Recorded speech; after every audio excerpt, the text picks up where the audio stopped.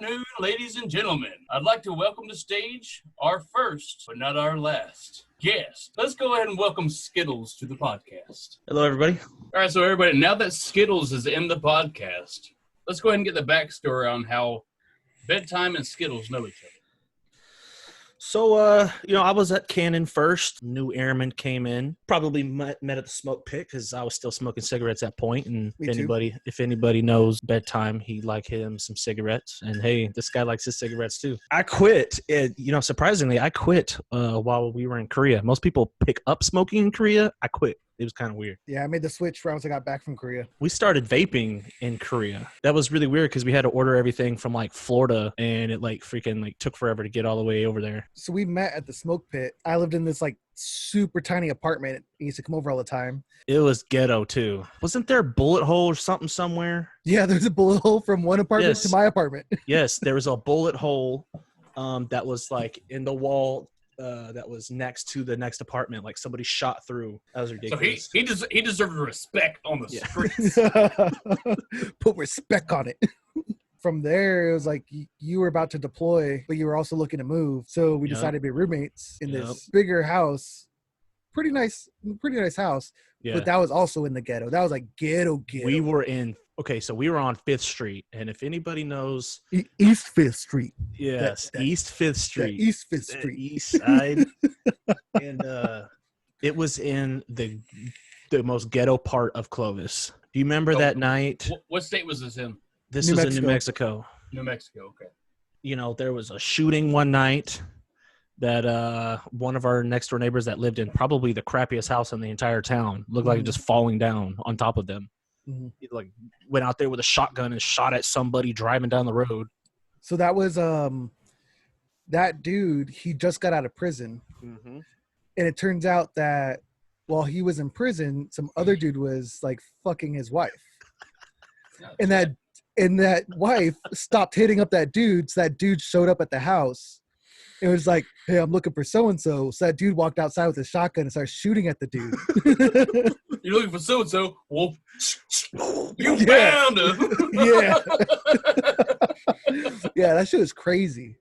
Man, yeah. It was fun, though, man. It was fun. Yeah, do you remember back at the apartment, there was this Russian dude? I remember the Russian guy. There's a good story with that. Let's just call him Lemon. It's me, Lemon, you, your wife. We're drinking. I don't know if it was his idea or what. He's like, I'm going to go get my nipples pierced. And at the time, the fucking blue, just like, hey. Yeah, dude, I don't even remember the backstory. I think he was just like, I'm just gonna go get it done. So I started giving him shit like, oh, you're a pussy, like you're a pansy, you're gonna wuss out.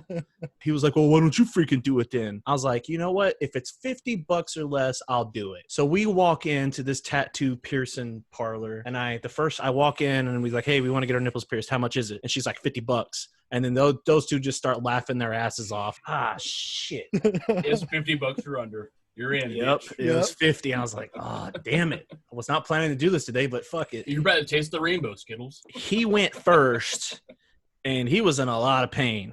I sit down on the freaking table, and so when she pierced his, they had this clamp. They clamp the nipple, and then she pushes it. She pushed it all the way through both sides in one shot on both of his nipples. So it was pretty quick. On mine, I don't know if my nipples are just weird or something, but she took the clamps and she tried to go all the way through, but she only got it through one side. So then she had to line it up and then pierce it through the second side of my nipple. And she had to do that both times.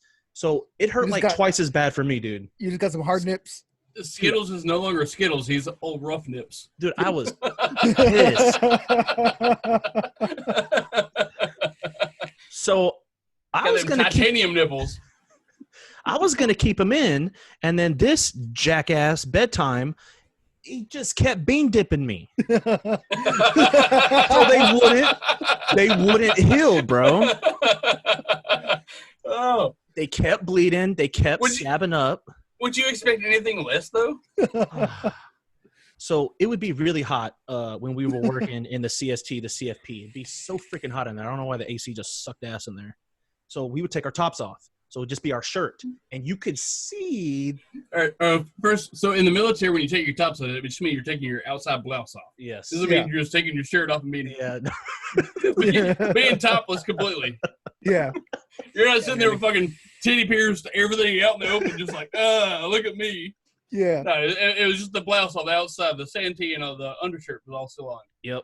But you could tell that I had my nipples pierced, so I kind of had to hide it. Like anytime supervision came around, I would kind of like go like this to where my shirt wouldn't be, compressed on my nipples. So nobody knew. Nobody knew. Getting ready for a titty fuck?